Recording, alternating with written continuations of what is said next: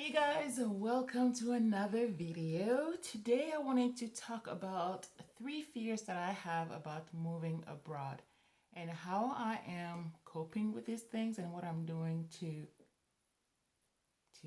go beyond the fear, if I can say it that way.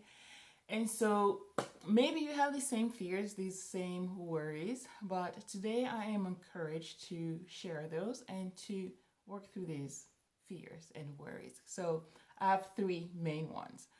The first one is not liking it, not liking living in the destination of our choice. In the previous video, I talked about the top 3 destinations that I have in mind and the fact that my husband has different ones and we only have one in common, but that's another topic. But my worry, quote unquote, is more like, okay, what if we don't like it?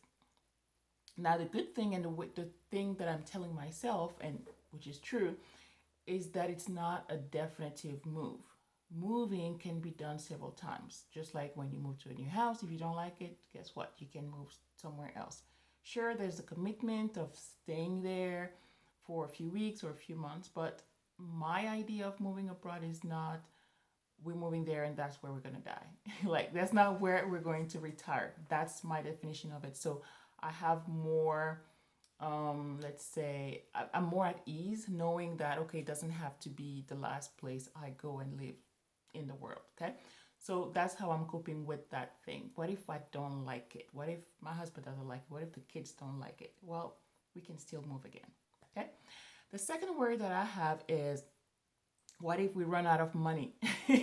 Which is it's a very big concern because you've all seen those stories where people move abroad and maybe they didn't budget very well, and sometimes we have this misconception that just because the dollar is stronger in another place, that you're just gonna live like a prince or like a queen there, which is not true. It's not necessarily true because a lot of things might be cheaper there, but a lot of things that you use a lot might be more expensive there, like imported goods and things like that. So you have to be able to understand that and to put that into account when you do your budget and everything. So how I am coping with this fear and trying to move beyond it is to prepare with the right budget and to get information from people who live there already. So either through Facebook communities, asking questions there, or if it's a country where I know people personally, like friends who live there, I can just ask them directly, hey, how much do you pay for this? What is your monthly budget for this, for school, for this and that, right?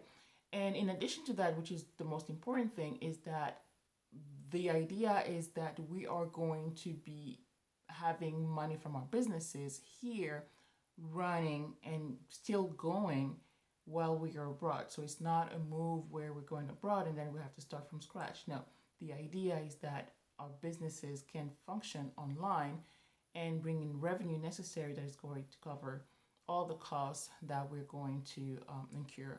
Occur? I don't know. That we're going to experience, I guess, over there. I don't know what the right word is. Number 3, the third fear that I have is services, is the availability of services for therapy, like speech therapy, occupational therapy, because one of my child has special needs. He has autism. And so here in the US, people with disabilities are protected by law. There are certain services that they must get. And I understand that that's not the case everywhere in the world. So my worry or my fear is that these services or similar services will not be available where we go. So I'm doing extensive research about that, about places where we're thinking about going and seeing if the schools provide that or not. But the silver lining that I'm finding in that too is that kids with special needs, especially kids on the spectrum, is that there's so much that we don't know yet, that science hasn't found out yet, that doesn't understand yet.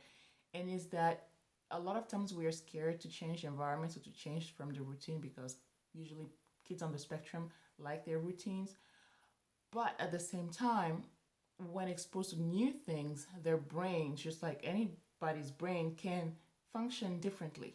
Maybe it's going to be that new thing, that new environment, that new house, that new country, that new routine that is not going to produce the tantrum, but that is going to enlarge a part of their brain. Okay, so maybe it's a new language. Maybe they're going to be able to learn languages, a new language like this, like my son.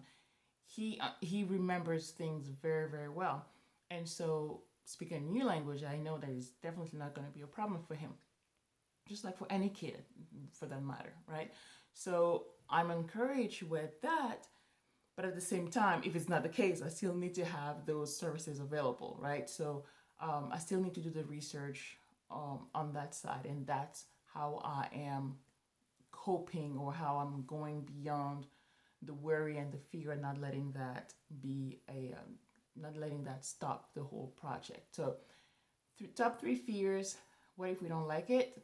Second one is, what if we run out of money? And third one is, will special needs therapy be available for my son?